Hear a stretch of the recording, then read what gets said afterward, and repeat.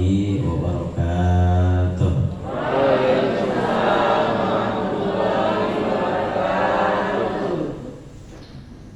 Wiro Sableng jualan tomat.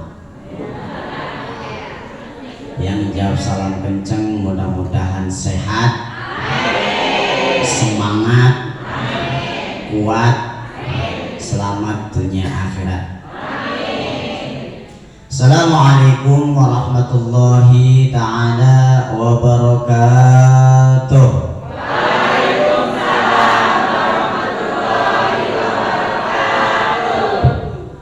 Bismillah, alhamdulillah, alhamdulillahilladzi ja'alana muslimin mu'minin ba'da an kanat fi murtatimatin fil jahalat. Asyhadu an la ilaha illallah wahdahu la syarika lah wa asyhadu anna Muhammadan abduhu wa rasuluh la nabiyya wa la rasula ba'dah. Allahumma fasholli wa sallim ala sayyidina Muhammadin wa ala alihi wa sahbihi wa sallam tasliman katsira. Amma ba'du, faqad qala Allah ta'ala fi kitabihil karim wa huwa al-asdaqul qailin. A'udzu billahi minasy syaithanir rajim. Ya ayyuhalladzina amanu kutiba 'alaikumus syiyam kama kutiba 'alal ladzina min qablikum la'allakum tattaqun. Wa qala aidan la in syakartum la azidannakum wa la in kafartum inna 'adzabi lasyadid. Yang pertama tentu pujian syukur kita kehadirat Allah Subhanahu wa taala. Dialah Allah yang maha besar. Dialah Allah yang maha perkasa.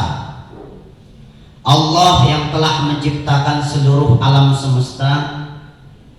Bahkan Allah pula yang telah membolak-balikan hati hamba-hambanya. Dalam Al-Quran Allah berfirman, yang mungkin sudah sama-sama kita hafal, Qul huwallahu ahad. Allah berfirman dalam Al-Quran seakan-akan memberitahu kepada kita semua, wahai manusia, ketahuilah bahwasanya saya ini esa, aku ini tunggal, aku ini satu. Namun ingat wahai manusia, namun ingat wahai hamba-hambaku, walaupun saya satu, walaupun saya tunggal, walaupun saya esa. Dilanjutkan dengan ayat itu, Allahus Shomad. Kalian semua, siapapun kalian, akan sujud, ibadah, dan minta serta menggantungkan hidup kepadaku. Jadi seakan-akan Allah itu mengunggulkan, memamerkan, tidak ada satupun makhluknya yang tidak butuh dengan aku. Dan ini terbukti di saat kita mungkin bulan puasa, bangun malam, tarawih mungkin. Setelah kita ibadah, tujuan kita apa? Minta kepada Allah supaya sehat, panjang umur, semuanya. Sepertiga malam bangun lagi, ya Allah, mudah-mudahan besok di hariku mudah-mudahan lancar, tidak ada halangan. Semua munajat itu kita ungkapkan. Kenapa? Hakikat manusia butuh dengan Allah Subhanahu wa ta'ala. Yang punya anak berdoa saat itu supaya anaknya menjadi anak yang baik. Yang punya orang tua pun sama, mungkin sedang sakit, didoakan semoga sembuh. Yang jomblo, ada yang jomblo sih? Banyak ya? Yang jomblo berdoa malam-malam, ya Allah, saya ini jomblo. Kalau memang dia jodohku, ya Allah, jodohkan sama aku, ya Allah. Kalau memang dia bukan jodohku, pokoknya jodohkan sama aku. Nah, ya. Doa pakai paksa, begitu ya. Kenapa? Memang hakikat kita butuh dengan Allah Subhanahu wa ta'ala. Itu yang pertama. Yang kedua, salawat indah kehadiran seorang nabi pilihan. He is the best man in the world. Manusia yang paling indah, manusia yang paling luar biasa. He is the best man, super power. Manusia yang dijadikan oleh Allah super power, pembangkit kejadian seluruh alam semesta. Artinya apa?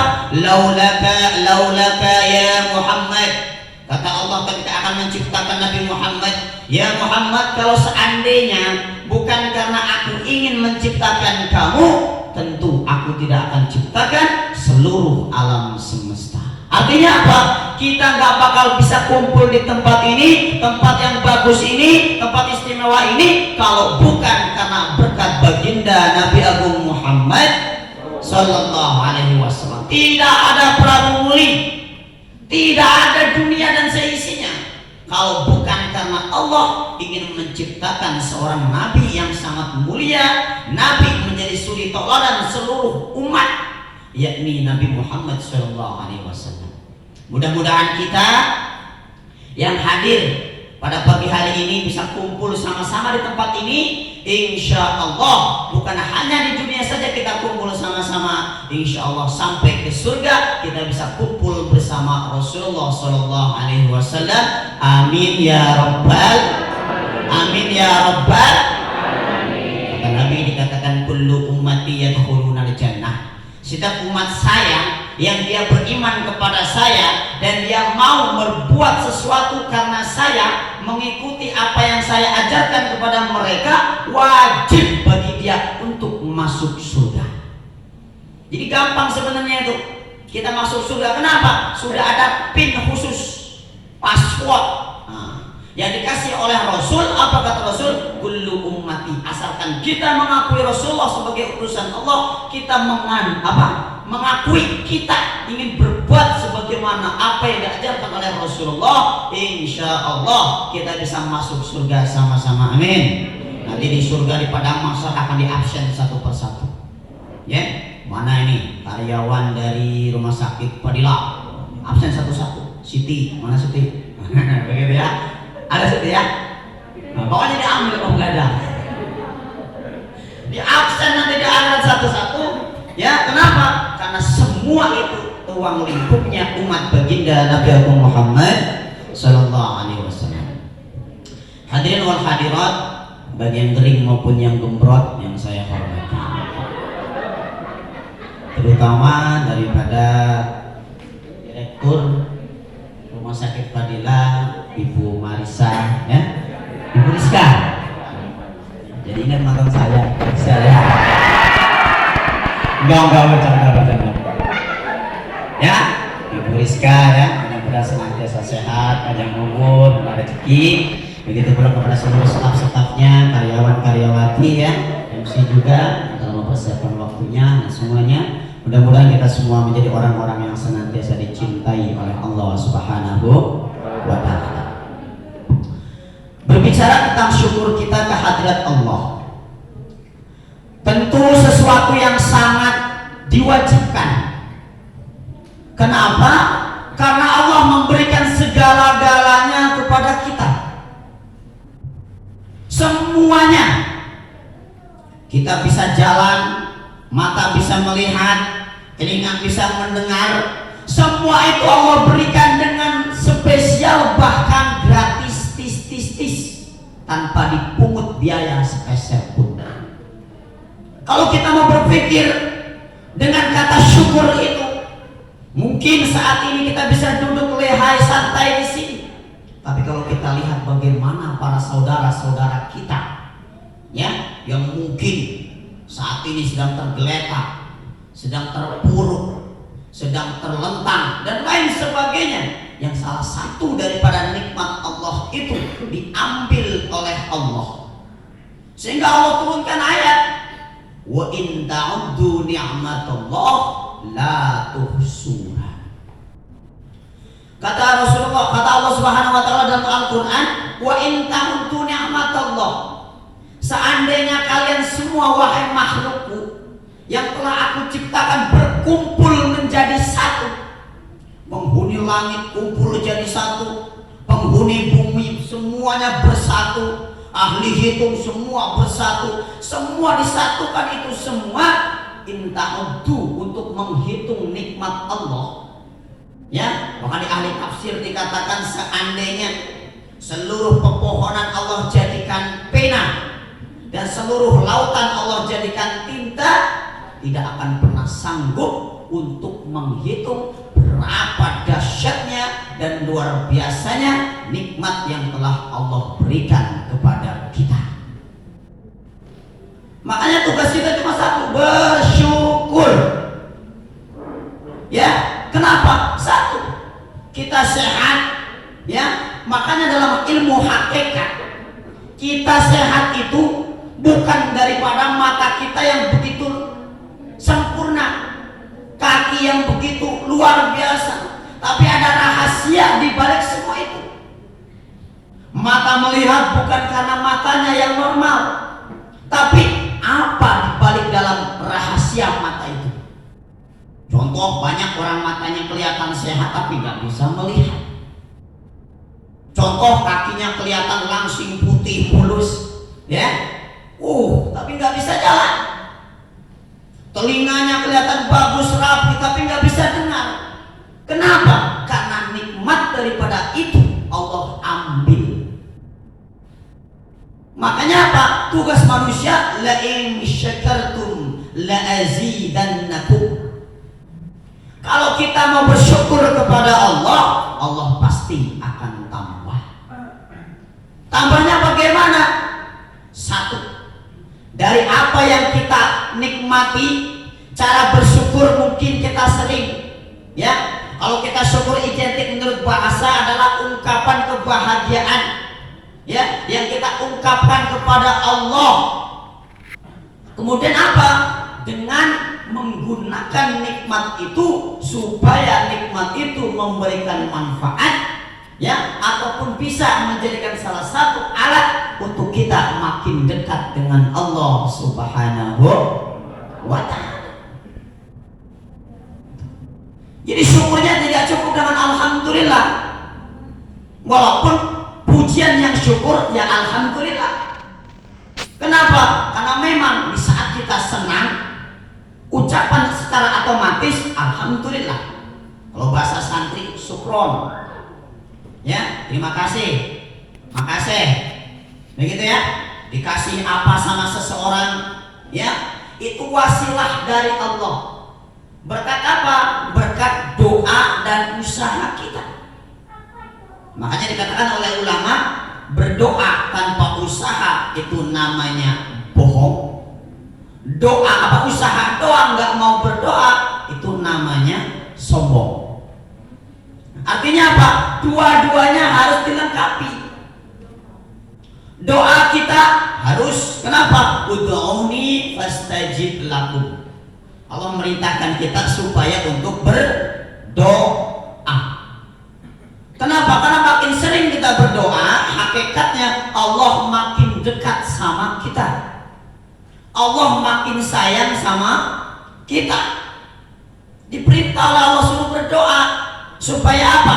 Tahu hakikat manusia ini yang tadi awalnya. Kita ini diciptakan butuh dengan Allah Subhanahu wa ta'ala. Makanya ketika kita bersyukur, aplikasikan syukur itu dengan sesuatu yang lebih baik ataupun ziyadatul khair, menjadikan nilai tambah dalam setiap kebaikan kita. Kita berikan mata sehat, kira-kira matanya buat apa? Bulan puasa mungkin baca Al-Quran, meskipun setiap sholat cukup 1 lembar. Ada kesempatan gak cukup 1 lembar, 1 ayat. Setelah terawih misalkan sebelum tidur dibaca meskipun di aplikasi HP. Tidak apa-apa, itu semua apa? Karena bukti kita syukur kepada Allah Subhanahu wa ta'ala. Belum tentu Allah kasih kenikmatan seperti itu kalau tidak Allah syukuri. La azidannakum wa la in kafartum. Kalau kita sudah nggak bersyukur, Allah akan berikan sesuatu sebagai ujian buat kita. Kapan kita akan tahu rasa syukur itu? Kapan kita akan merasakan nikmat itu? Ketika kita sudah merasakan sakit. Ketika kita sehat tidak terasa, biasa aja, ya kan? Pemuda keren, ganteng, belaga, pakai motor king, wine. Kenapa dia sehat? Dia tahu kalau semua kesehatan itu harus disyukuri semaunya. Ya kan, ngebut tertabrak jeder, sakit dia. Baru sadar, kenapa ya saya begini. Nah, di saat sakit itulah kita akan meratapi dan menyesal bahwasanya betapa syukur itu penting dan mensyukuri itu jauh lebih penting. Nah, bagaimana supaya kita senantiasa bersyukur, supaya tidak senantiasa kufur? Kadang-kadang kita kan sering tuh ada rasa sombong, rasa ujub, ya kan? Padahal kesombongan itu hanya milik Allah. Semuanya Allah yang punya. Kita cuma disuruh untuk minta dan bersyukur kepada Allah. Nah, kapan kita akan merasakan untuk senantiasa bersyukur supaya kita tidak sombong? Yaitu kita harus senantiasa melihat ke bawah, melihat orang-orang di sekitar kita yang mungkin jauh kita lebih baik daripada mereka. Mungkin kita hari ini, ya kan, ada yang kurang dengan diri kita. Kita lihat bagaimana orang di luar sana yang mungkin mereka tidak mampu dari kita. Makanya suruh melihat selalu ke bawah. Mungkin kita hanya punya sepeda, ya kan? Mungkin tetangga nggak punya sepeda. Mungkin kita punya motor, pengen beli mobil, tiap hari marah-marah. Kita nggak tahu di luar sana banyak orang-orang lebih rendah dari kita. Kita punya motor, mereka nggak punya becak mungkin. Nah, disitulah tolak ukur manusia. Ya, jadi syukur itu perlu diaplikasikan. Kalau Rasulullah sebagai uswatun hasanah, contoh buat kita bagaimana beliau menerapkan rasa syukur yang luar biasa itu. Ya, Rasulullah orangnya maksum, tidak ada dosa, jaminan surga, tapi beliau setiap hari tak pernah lepas syukurnya, ibadahnya. Ya, subhanallah 100 kali, walhamdulillah 100 kali, wala ilaha illallah wallahu akbar. Zikirnya kepada Allah tak pernah kurang daripada 100.000. Bahkan beliau aplikasikan rasa syukur itu dengan apa? Dengan ibadah. Di saat Rasulullah Shallallahu Alaihi Wasallam, ketika beliau, ya, dalam kitab Riyadhus Shalihin menceritakan, beliau ketika bermalam dengan Siti Aisyah. Setelah beliau bermalam dengan Siti Aisyah di rumah Siti Aisyah, pada malam itu setelah sholat Isya, Siti Aisyah nawarin, ya, abang, iya sayang, ini Nabi ini sayang-sayangan, ya, kayak seperti kalian ya. Halo yang, iya beb, begitu ya. Ini Nabi selalu senantiasa indah. Apa sayang? Malam ini engkau bersamaku. Dan memang malam ini memang jatah. Karena istri Nabi itu 9. Ya. Kemudian Siti Aisyah mengajaknya ke tempat tidurnya. Rasulullah mengatakan, sejenak wahai Aisyah, sebentar, izinkan saya untuk melaksanakan sholat terlebih dahulu. Ini sholat sunnah. Kemudian Siti Aisyah datang ke kamarnya, dirapikan itu ranjangnya semua, disemprot dengan parfum yang luar biasa, menunggu kedatangan Rasulullah Shallallahu Alaihi Wasallam. Ketika Siti Aisyah sudah selesai semua mempersiapkan itu, dilihatlah Rasulullah yang sedang sholat. Ternyata Rasulullah dalam sholatnya tidak selesai. Dijingoknya sama Siti Aisyah. Kemudian Siti Aisyah saking penasarannya kenapa belum ruku, belum sujud, akhirnya Siti Aisyah duduk di hadapan Rasulullah yang sedang sholat. Sampai dalam cerita Rasulullah, Siti Aisyah itu guling, pengen ini loh, ya Rasul, bahwasanya aku menunggumu. Rasulullah sedang khusyuknya kepada Allah, sehingga Siti Aisyah balik ke kamarnya, tidur beliau. Sampai jam 12 malam bangun dia, mendusin. Orang Jawa bilang ngelilir, ya, bukan ngiler. Beliau ngelilir jam 12 malam, kemudian dilihatnya Rasulullah sedang sholat, belum selesai ternyata. Diangkat kaki kiri Rasulullah, beberapa menit kemudian diangkat kaki kanan Rasulullah, sampai dalam cerita ini melepuh kaki Rasul. Siti Aisyah penasaran, bertanya-tanya, manusia apa ini Rasulullah Shallallahu Alaihi Wasallam. Kemudian Siti Aisyah pun karena dalam waktu yang malam terlelap kembali Ketika menjelang akan subuh, adzan subuh, fajar, datangi oleh Siti Aisyah, menunggu Rasulullah selesai salam. Baru selesai ternyata Rasulullah dari setelah Isya sampai menjelang subuh. Setelah itu setelah salam ditanya oleh Siti Aisyah, Kakanda, ya saya, bukankah engkau dosa sudah diampuni? Benar. Tidak ada dosa untuk engkau ya Rasulullah. Benar wahai istriku. Surga menantimu ya Rasulullah. Pasti.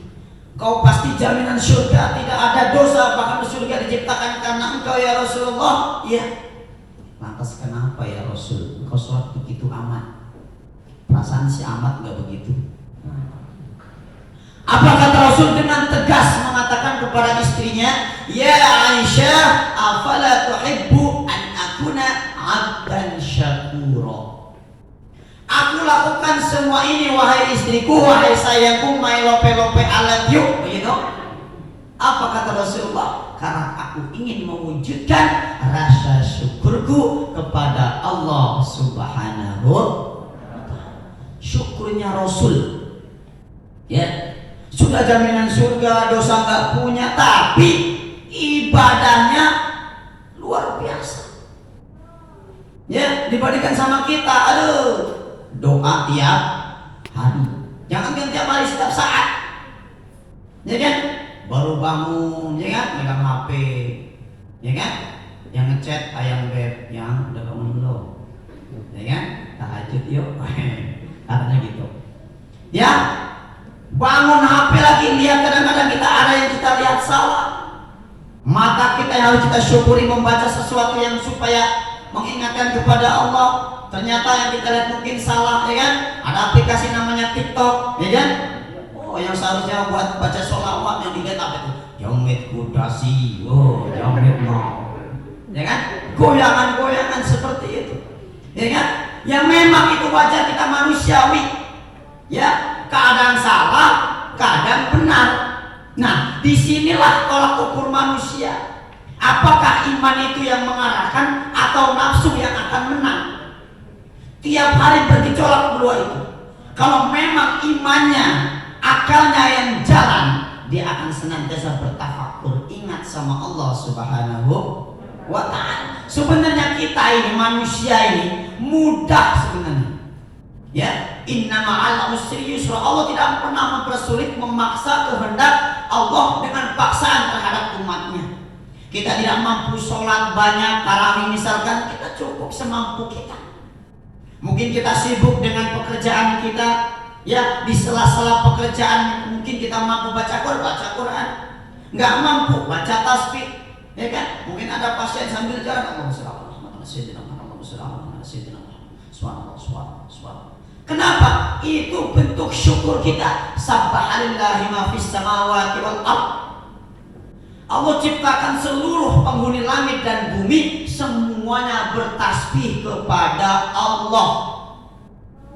Semuanya bertasbih, semuanya ibadah. Ya, hanya saja kita nggak dengar apa yang dibaca oleh pohon, apa yang dibaca oleh tembok, apa yang dibaca oleh lampu. Semuanya itu bertasbih kepada Allah. Tidak ada satu pun yang tidak bertasbih. Kenapa? Itu hakikat kehidupan. Ya, cuma makomnya berbeda. Ya, kita nggak bisa dengar. Kenapa? Karena memang dunianya berbeda. Nah, disinilah bentuk syukur kita. Ya, mengaplikasinya dalam kehidupan kita, bagaimana supaya kita dalam keseharian kita bisa menambah step by step. Bagaimana kalau hari ini mungkin, ya, banyak dosanya, besok dikurangi. Hari ini mungkin belum baca Quran, ya besok baca. Mungkin malam ini belum terawih karena capek, ya mungkin lain kali ada kesempatan ikut sholat terawih. Ya kan? Nah, itulah bagaimana cara kita mensyukuri daripada nikmat Allah Subhanahu wa ta'ala. Kalau kita sudah bersyukur dengan semua itu, maka la in syakartum la azidannakum. Allah akan tambah daripada apa yang kita gunakan. Kadang-kadang kita akan ngeluh, ya. Kadang-kadang kita sering berontak dengan penghasilan kita, dengan apa yang kita raih, Ya kan? Kenapa? Dalam ilmu tata bahasa, bahkan dalam orang-orang ahli fikih, ahli tasawuf, ya, orang-orang yang dekat sama Allah, beliau mencari dalam kehidupan itu yang namanya berkah. Apa itu berkah? Ziyadatul khair, adanya nilai baik daripada hasil pekerjaan kita. Oh, gaji saya mungkin 3 juta per bulan mungkin. Tapi dengan 3 juta itu kita bisa menabung, ya, kita bisa berbuat baik kepada orang lain walaupun satu atau sepele. Mungkin puasa berikan semangka 1 kilo kepada orang lain, tapi itu bisa mampu kita lakukan, bahkan membuat hati kita tenang. Itulah hakikat daripada syukur kita. Allah tambah daripada kebahagiaan kita. Ada yang kadang-kadang gajinya segini, kesana kesini, kadang-kadang habis, bahkan kurang. Kenapa? Karena ketika Allah sudah cabut itu nikmat, ya, nikmat syukur, ya, ada segini, tapi ada saja yang terjadi pada diri kita. Ya, gajinya sama dengan teman, rezekinya sama dengan teman, mungkin makannya pun sama dengan teman, tapi kadang-kadang kita tidak mensyukuri nikmat itu, sehingga selalu dan selalu merasa kurang. Sehingga apa? Ketika sudah merasa kurang, tidak pernah mensyukuri nikmat itu, Allah sudah uji dari semua kehidupan kita. Kenapa dia bisa bahagia tersenyum, ternyata kita belum bisa.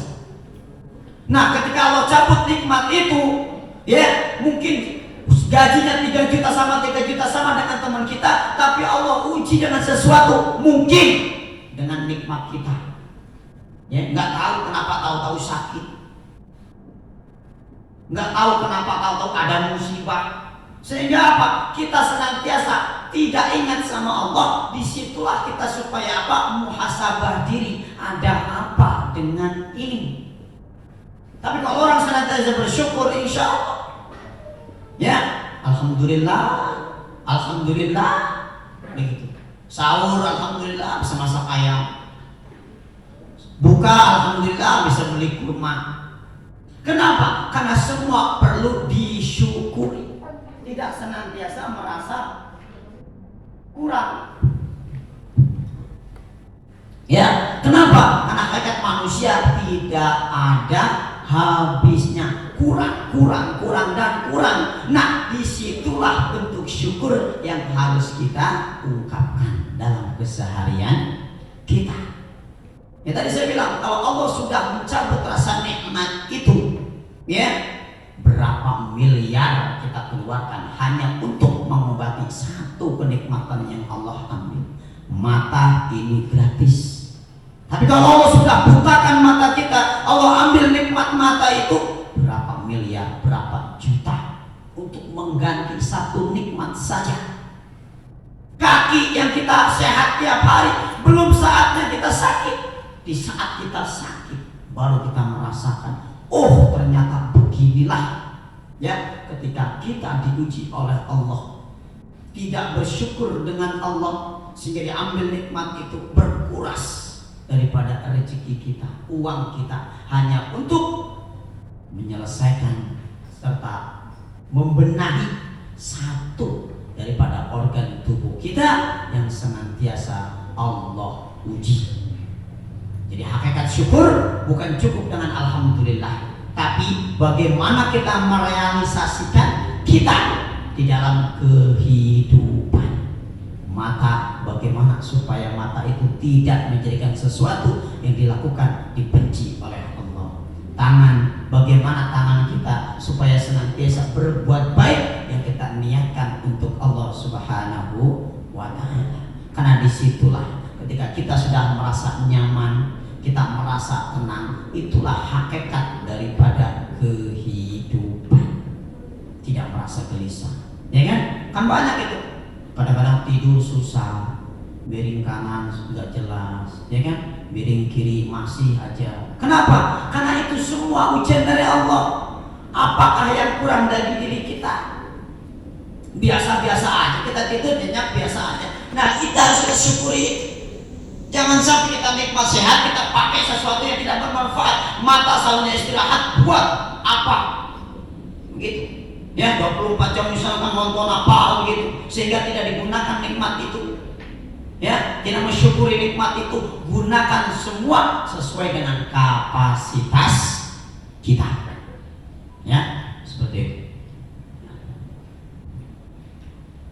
Nah, itu ya. Jadi hakikat syukur bagaimana kita supaya hati kita tenang dan kita bisa merasa nyaman. Disitulah ketenangan jiwa, hakikat daripada kehidupan manusia.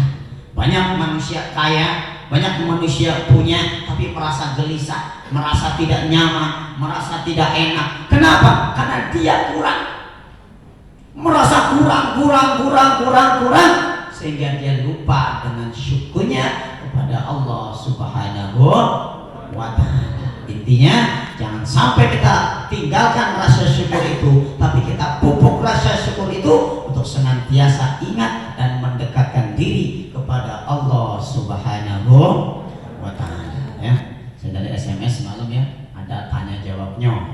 Jadi mungkin cukup lah ya, kita 20 menit untuk tanya jawab ya. Gimana Pak? Boleh ya? Mungkin itu dari saya. Nah, Assalamualaikum warahmatullahi wabarakatuh. Terima kasih Ustaz. Mungkin dari rekan-rekan yang ingin bertanya, kami persilakan.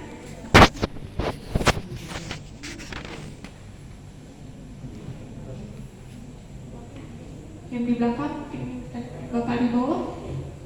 Assalamualaikum warahmatullahi wabarakatuh. Ustaz. Nama saya Aldo. Ustaz, saya ingin bertanya Ustaz.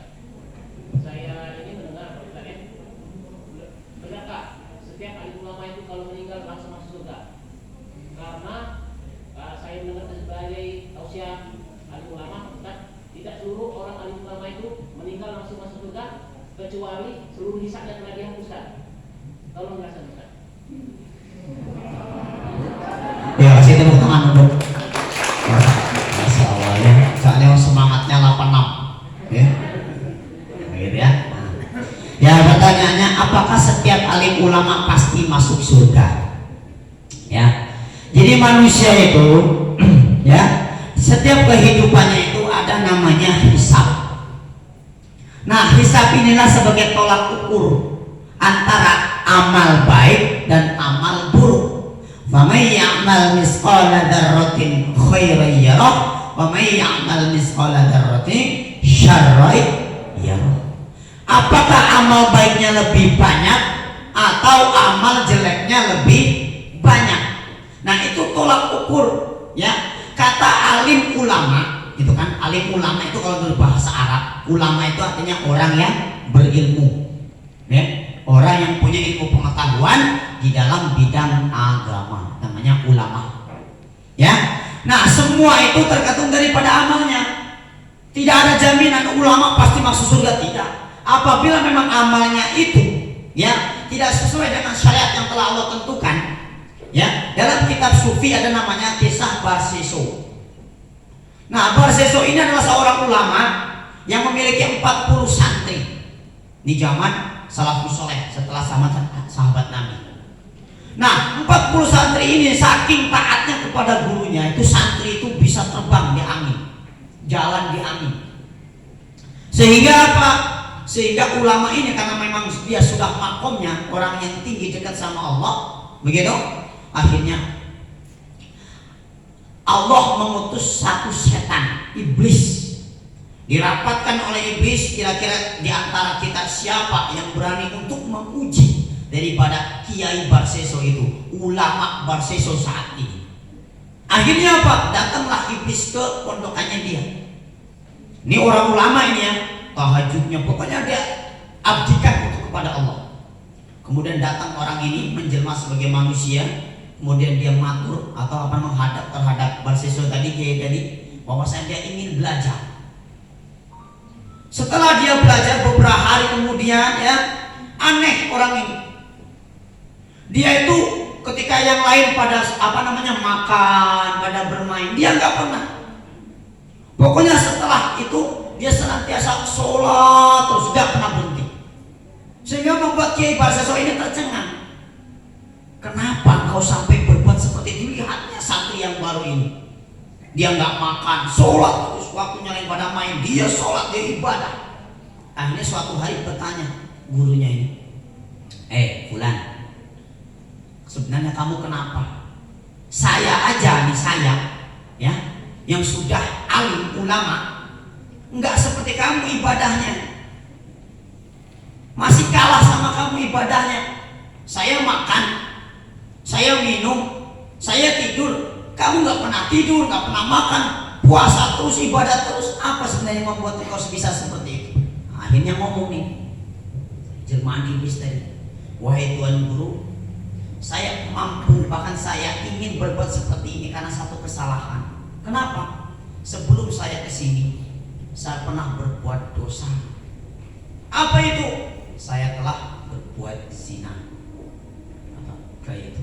Lantas, ketika saya ingat dengan perbuatan dosa itu, yang dimana sadarkan oleh Nabi itu, orang yang berzina merupakan min kabair, dosa yang sangat besar di sisi Allah Subhanahu wa Ta'ala, maka aku senantiasa ingat dengan dosa itu. Aku tidak selera makan, aku tidak selera itu, pokoknya semuanya aku hanya ingat dengan dosa itu. Inginnya aku senantiasa beribadah kepada Allah supaya Allah melebur dosa-dosaku itu. Sehingga terpancing si ulama ini, gitu kan? Akhirnya ngobrol, kira-kira saya pengen punya ibadah seperti kamu, ditunjukkan jalan seperti itu. Kata yang santri ini, oh Bapak bisa seperti saya asalkan Bapak mau berbuat dosa supaya engkau senantiasa ingat dengan dosa itu, kemudian engkau akan senantiasa beribadah karena ingin Allah menghapus dosa.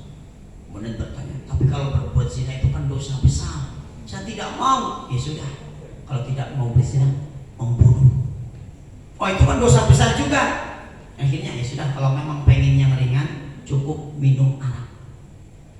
Minum arak. Nah mikir dia tuh, wah arak kan kecil. Ya sudah, kira-kira di mana saya ini berita dulu ya, di mana kira-kira saya mendapatkan arak ini? Akhirnya ditunjukkan oleh setan tadi menjelma sebagai manusia. Ya, silakan.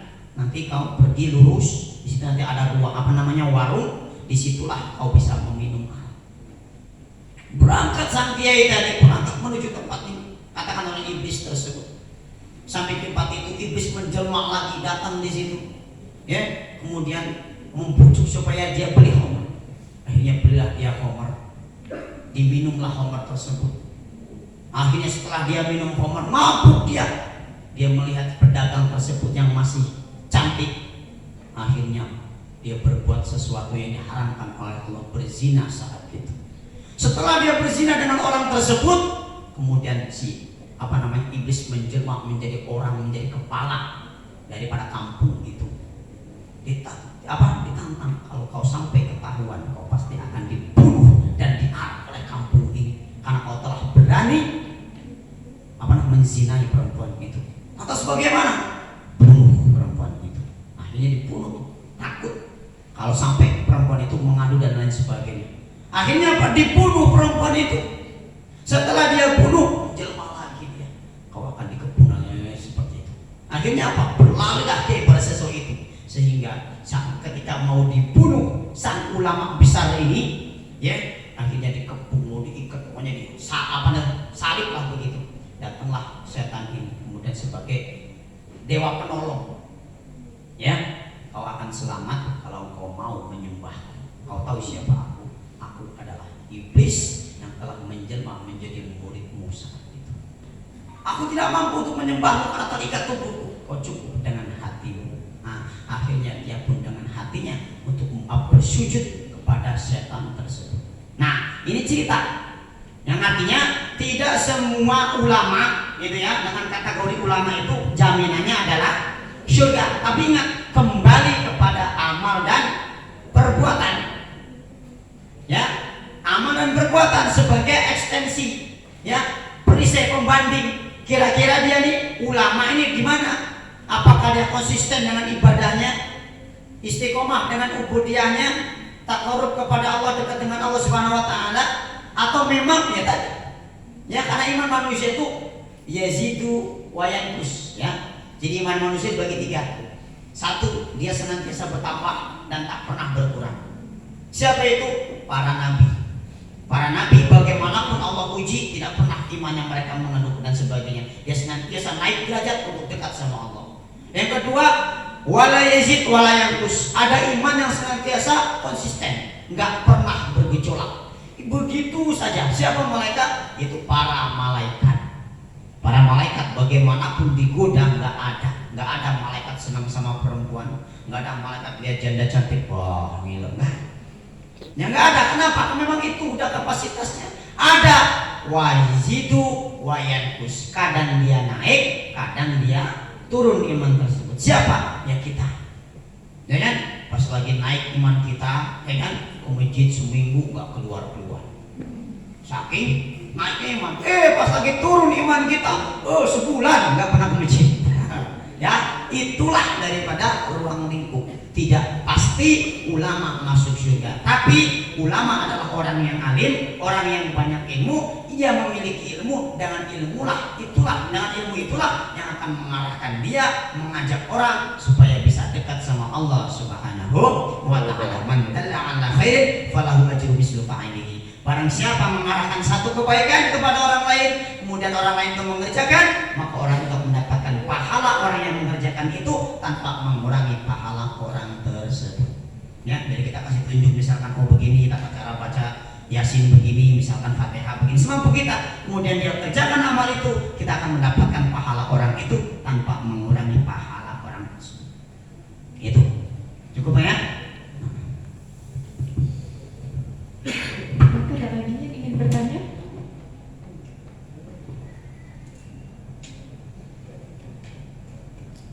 Buat teman-teman yang lain, ada yang ingin bertanya?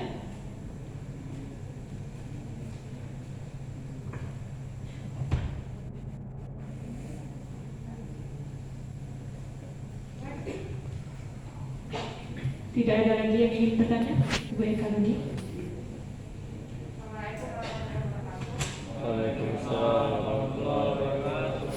Saya pernah menemukan bahwa nanti di akhir zaman itu ada yang namanya fitnah dajjal. Nah itu karena katanya kalau udah mendekati akhir zaman itu bahwa karena Allah tadi ada zat yang membuat balikan hati manusia, maka nanti pada saat itu akan banyak manusia yang terkena menjadi dajjal atau menjadi musuh dajjal. Itu kira-kira doa apa yang bisa kita terapkan supaya kita itu bisa terlindung dari hal itu. Kasih kita. Ya, terima kasih. Waalaikumsalam. Ya, fitnah Dajjal.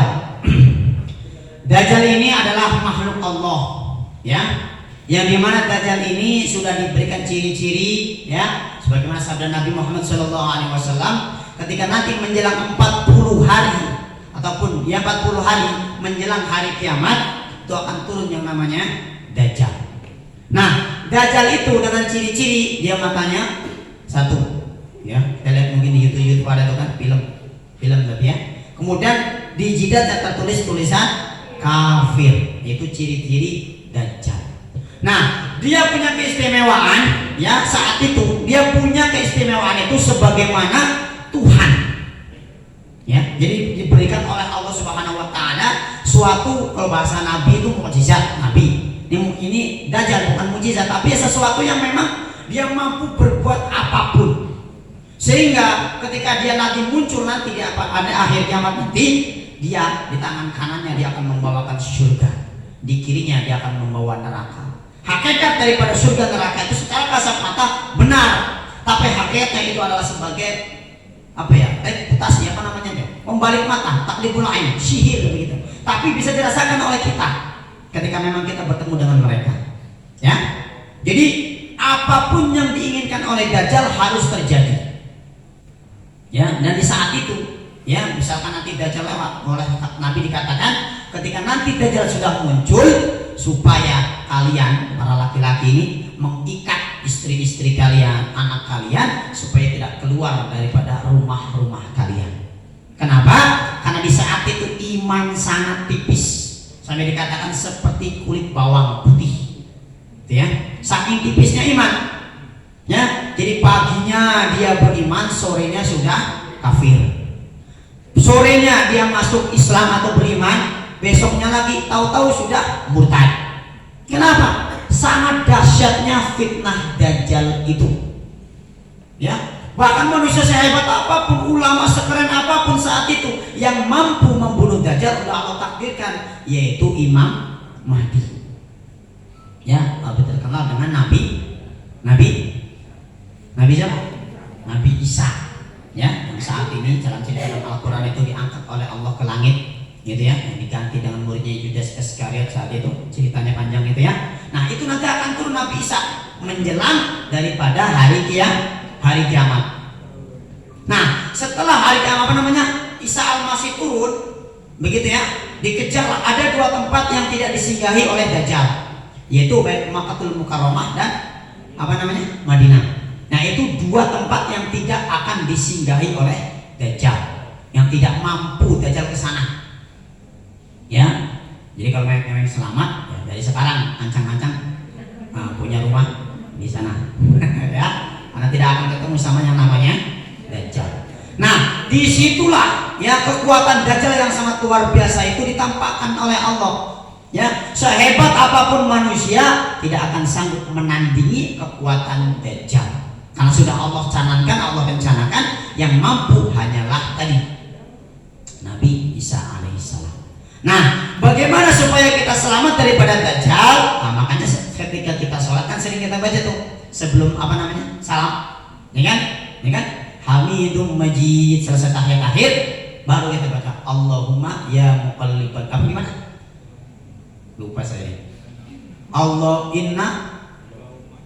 Allahumma inni a'udzubika min 'adzabil qabri wa min 'adzabin nar wa min syarri fitnatil masiihid dajjal. Nah, itu doanya.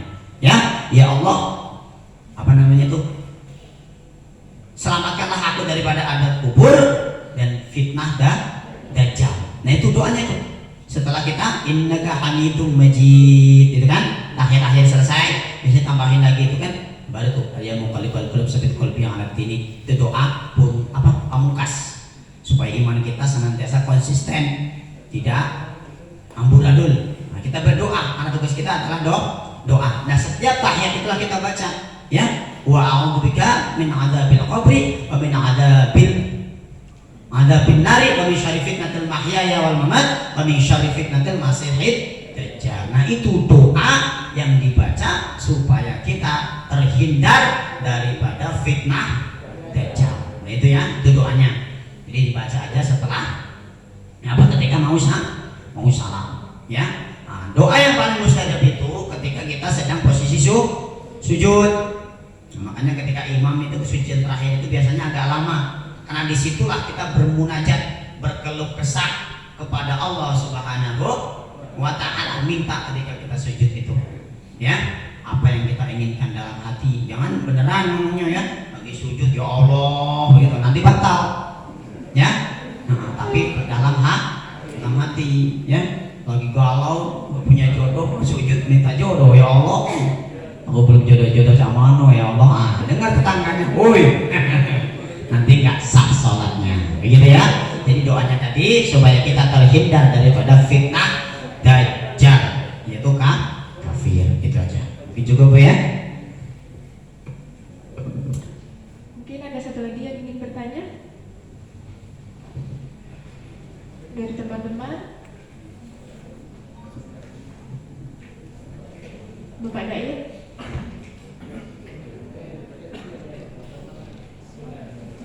Assalamualaikum warahmatullahi wabarakatuh. Mohon izin bertanya Pak Ustaz, ini perkara masalah sombong.